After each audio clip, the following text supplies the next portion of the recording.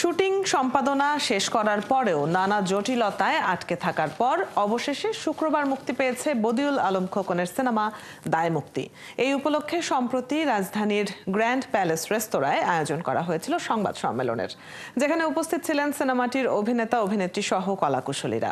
বিস্তারিত হুমায়রা সিদ্দিকার প্রতিবেদনে।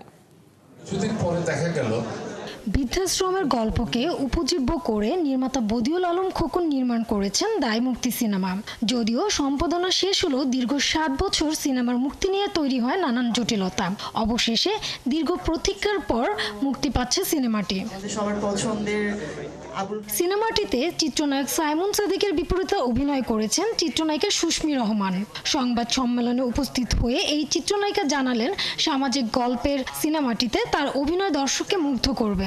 দায় মুক্তিটা রিলিজ হচ্ছে আগামী 7 তারিখে। আমি সবাইকে ধন্যবাদ জানাচ্ছি আর সবাইকে আমন্ত্রণ জানাচ্ছি 7 তারিখে আমাদের ছবিটা দেখার জন্য।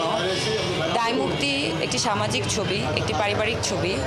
21-এ পদকপ্রাপ্ত অভিনেতা আবুল হায়াত ও অভিনেত্রী দিলারা জামানকে দুইটি গুরুত্বপূর্ণ চরিত্রে দেখা যাবে দায় মুক্তিতে। দীর্ঘদিন পর সিনেমাটি মুক্তি পায় খুশি তারা। সবাইকে নিয়ে থাকা, সবাইকে নিয়ে সুখ দুঃখ কষ্টকে ভাগ করে চলা, এই ধারণাগুলো, এই বোধগুলো হারিয়ে যাচ্ছে।